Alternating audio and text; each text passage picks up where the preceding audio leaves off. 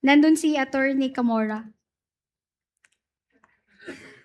In that hearing, now, are you aware that she was asked by Representative Swansing about the grounds for disallowance under the second notice of disallowance? Did you know that? Your Honor, Pwede please. po bang... Excuse me. Yes, we will flash the TSN. Don't worry, Counsel. It's okay if you Yes. don't recall, Jean. Silene. Hindi ko na po maalala yung exact na May we nangyari. just be clarified? Is counsel referring to a September? September 18, 2024 hearing. Of Okay, the Committee okay, on let's go. Good Let's Governance. flash page 29 of the TSN. On that hearing, pages 29 and 30. Please, Tech. Okay na ho? Okay, so in that hearing, no, Attorney Camora said, yes, good morning, Madam Chair. As to the 2022 notice of disallowance, no, there were 3. Kasi nga tinanong siya kung ano yung grounds, no. Then the chairperson, sabi, ma'am, pakilakasan po yung boses ninyo, hindi marinig.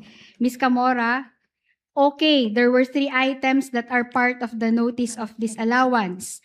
The first one is non-submission of documents on the payment of rewards. The second one is charging some items that are not compliant under the rules, joint circular.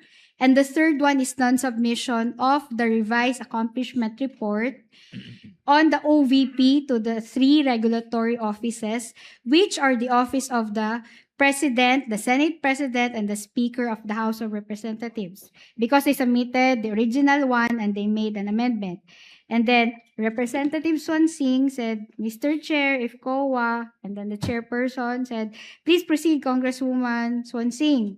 Representative Swansing, May I please be enlightened to explain to us, because it seems a little bit technical as to how it was explained by COA, kung pwede hong maipaliwanag sa atin in non-technical terms as to the grounds for disallowance.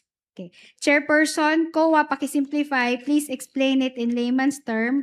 Ms. Camora, yes, basically, the disallowance are because hindi po nag-submit ng required documents under the joint circular. Do you confirm that? Yes po, based po sa Okay, document. na sinabi niya yan. Opo. Okay. So, okay. Let's go to the April 14, 2026 hearing sa COJ, Committee on Justice. Nandun ho kayo?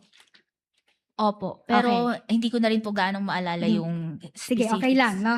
We will flash the TSN, the relevant TSN for that. No? Yes, we are referring to page 194 of the COJ TSN dated April 14, 2026. Kindly flash it on the screen. 194. Okay. Okay.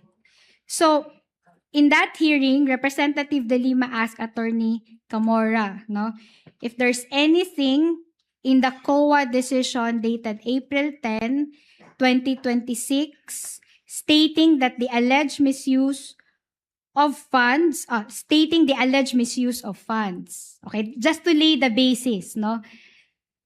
Dito sa hearing na to, tinanong ho si Attorney Camora na kung may decision na ba ho yung COA doon sa appeal ni respondent. Tama ho? Maalala nyo lang.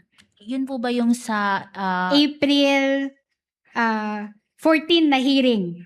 pero pertaining po ito dun sa fourth quarter 2022 ng OPP. Yes, sakto po. Opo. Okay, so tinanong siya, no? Sinabi niya may decision na nga dated April 10. And then Representative De Lima propounded some questions which are found on page 194 of the TSN.